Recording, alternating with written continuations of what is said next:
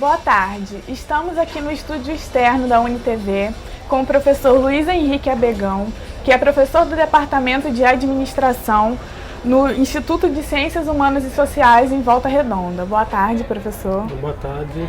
O professor também é tutor num grupo de programa de educação tutorial que desenvolve ações de ensino, pesquisa e extensão na área de gestão social e economia solidária. Professor, gostaria que você explicasse para a gente como funciona esse programa de educação tutorial.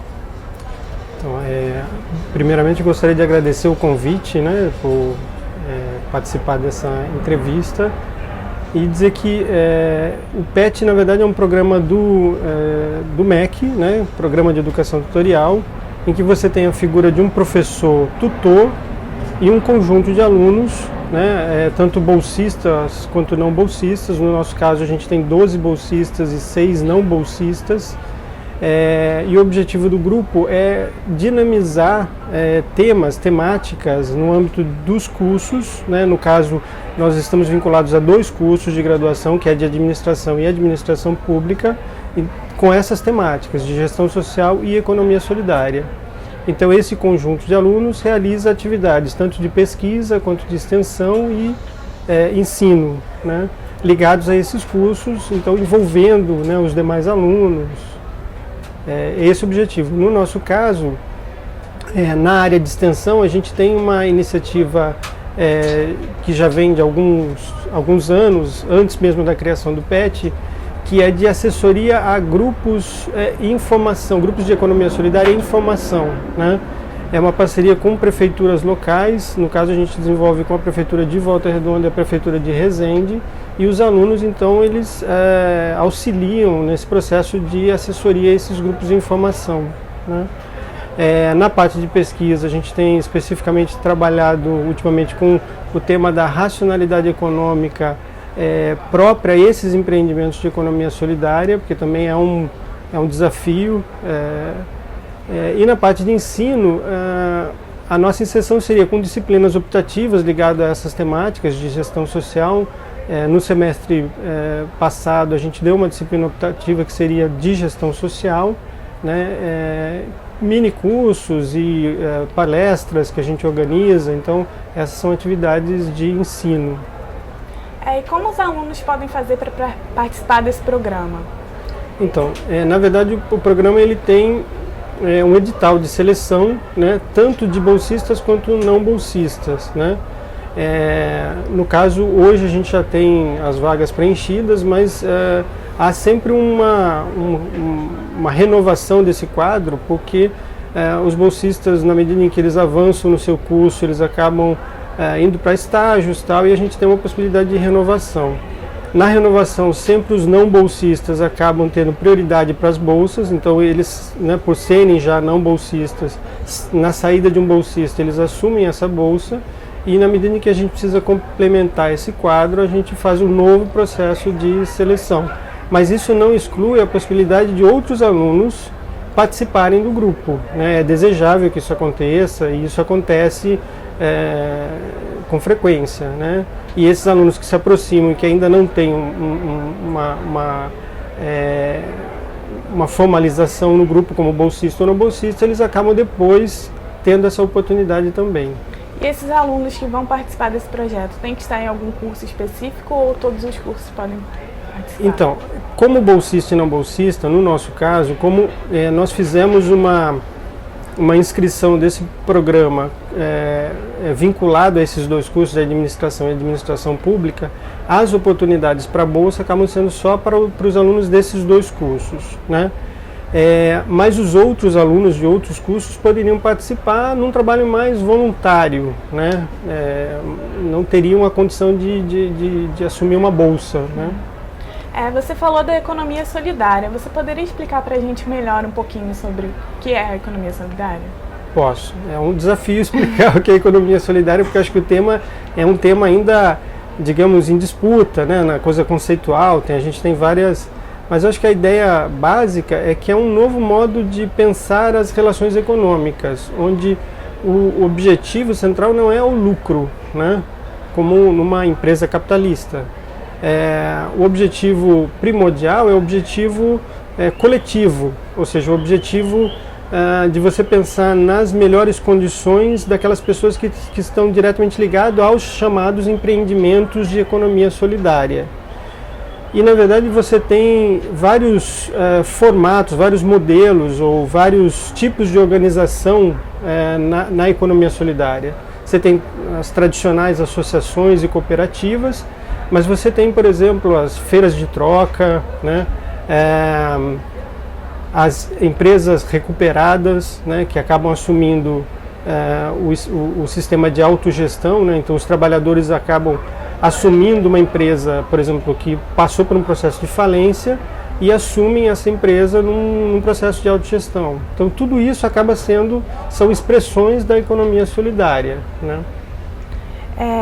O tema da Semana Nacional de Ciência e Tecnologia desse ano é a economia verde, sustentabilidade e a erradicação da pobreza. Você acredita que a economia solidária pode ajudar em algum desses temas ou em todos eles? Eu acho que em todos eles, né? Porque a economia solidária, na verdade, ela segue alguns princípios, né?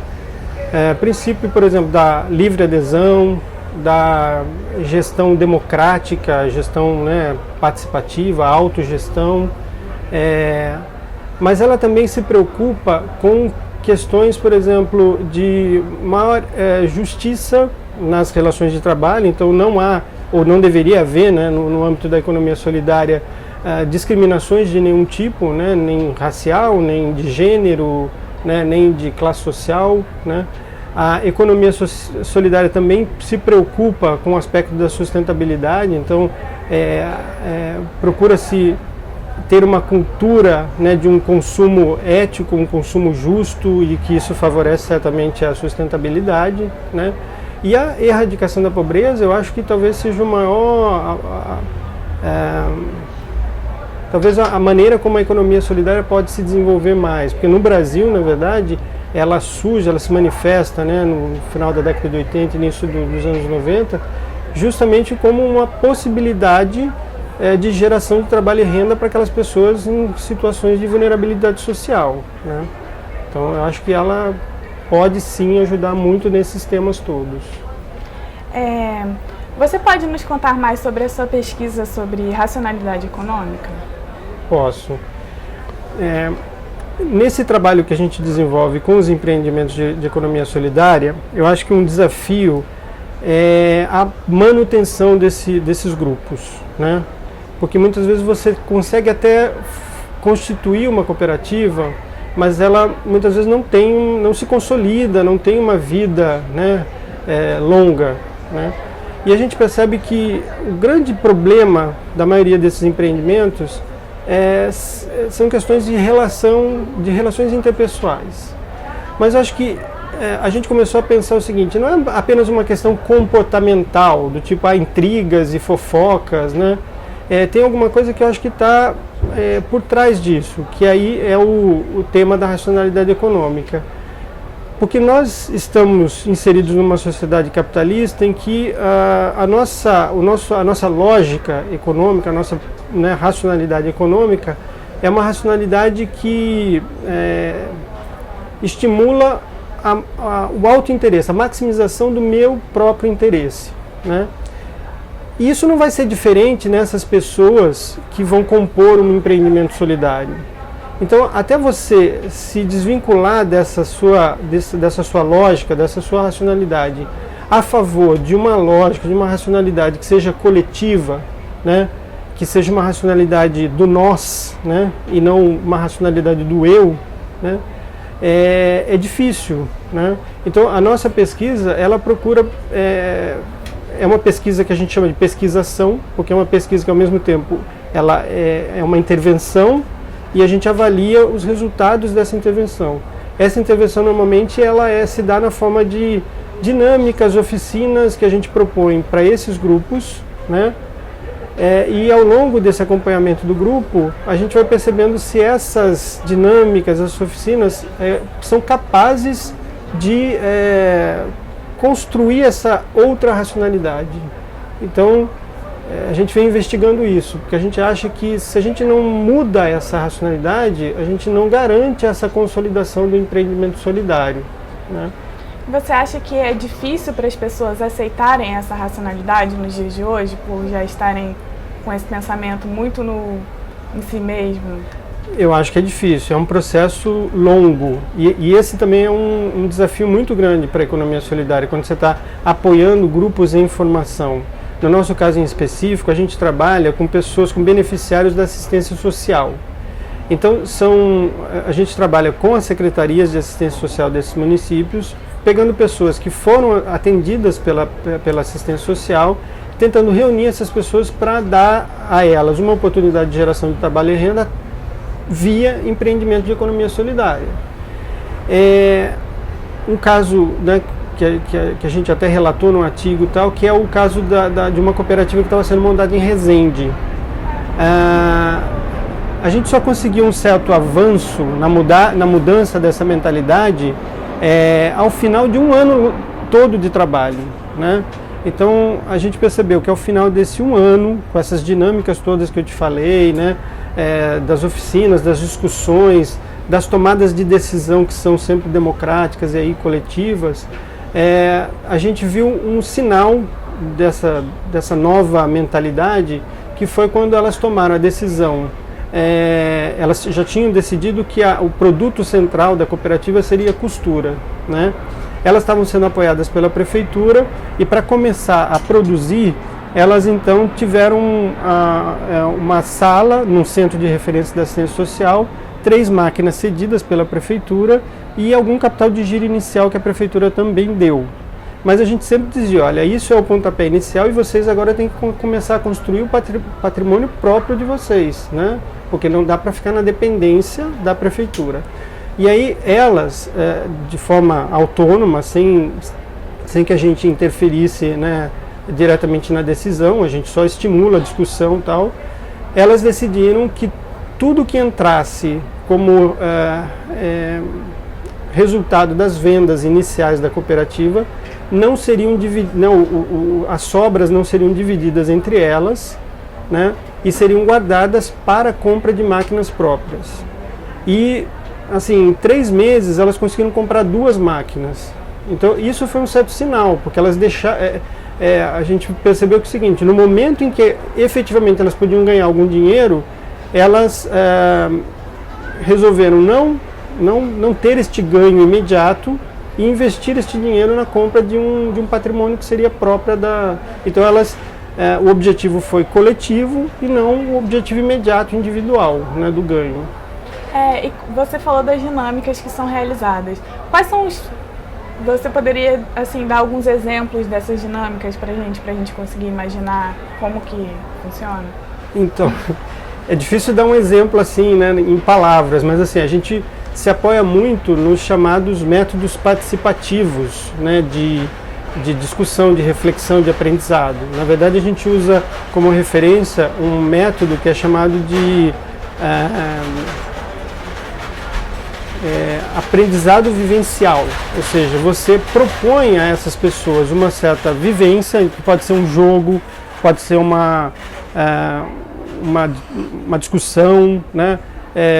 Uma coisa lúdica, né? Pode ser um jogo estruturado mesmo, e a partir desta vivência no jogo, na discussão, naquela dinâmica que aconteceu, você começa a extrair das pessoas conhecimentos, né, a partir da vivência que elas trazem para aquele jogo, para aquele tema que está sendo discutido, e construir a partir do conhecimento dessas pessoas um referencial mesmo conceitual, ou seja, você pode trazer um conceito a partir desta vivência. Então, por isso que a gente chama de aprendizagem vivencial, porque você primeiro vivencia e depois, a partir desta vivência e agregando aquilo que você tem já de bagagem pessoal, a gente vai desenvolvendo o conteúdo a partir disso, né? Você tem notícia de outros grupos parecidos com esse em outros lugares do Brasil que também utilizam a economia solidária de alguma forma? Sim, não, é bem grande isso, o movimento é muito grande, na verdade, né?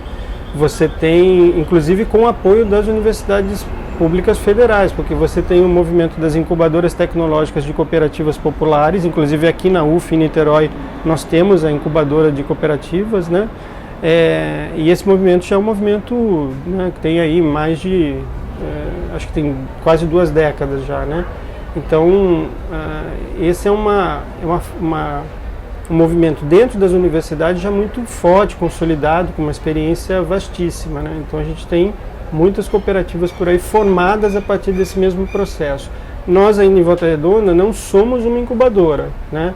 A gente faz isso no âmbito do grupo PET, e o nosso objetivo é que talvez daqui a algum tempo a gente tenha condições de se constituir como uma incubadora, mas por enquanto ainda não somos uma incubadora. E qual é a diferença do que vocês fazem para a incubadora? O que teria mais, no caso? Então, acho que tem uma diferença que seria a estrutura em si, né? Porque acho que a incubadora ela aí já tem uma equipe, uma estrutura e uma metodologia já consolidada, né? Mas eu acho que também tem uma outra diferença, porque, por exemplo, nós lá não estamos trabalhando a partir de uma demanda que nos chega, porque normalmente as incubadoras tecnológicas de cooperativas populares, elas trabalham a partir de uma demanda, ou seja, um grupo está querendo se constituir como cooperativa, sabe, né, do trabalho da incubadora, procura a incubadora para a incubadora poder dar todos a assessoria necessária, a formação e depois consolidação do grupo. Por isso que chama incubadora. Ela vai permanecer acompanhando aquele grupo até que esse grupo possa ter vida própria, né? No nosso caso, a gente não está trabalhando a partir de demandas.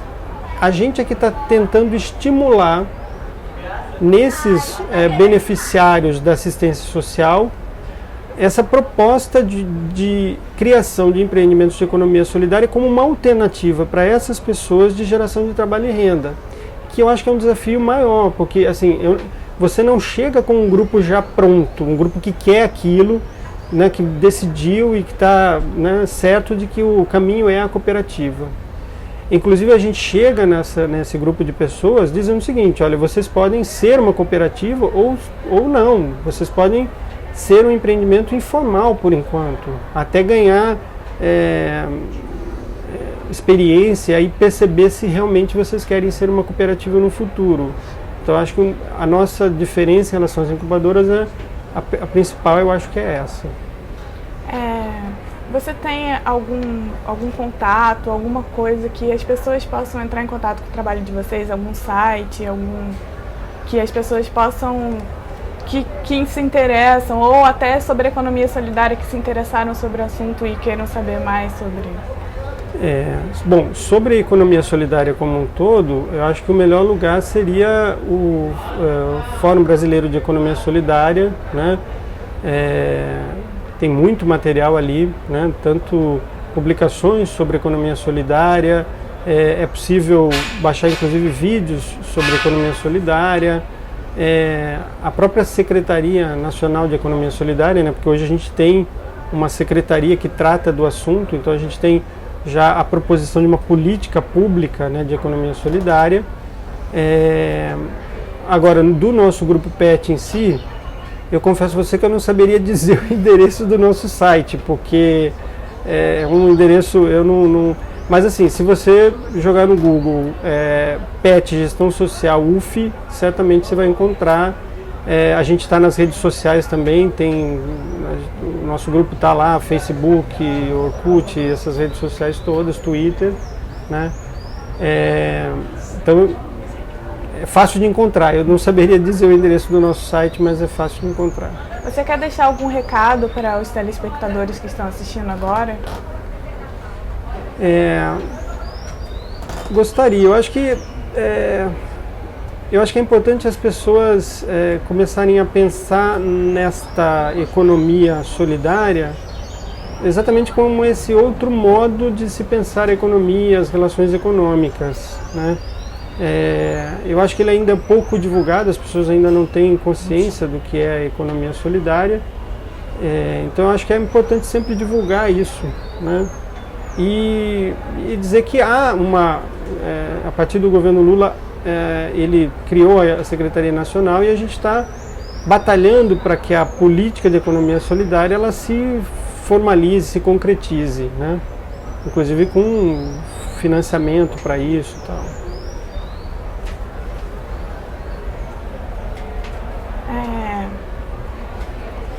E aqui na Semana Acadêmica da UF, vocês vão apresentar algum projeto? Ou já apresentaram um projeto algum dia?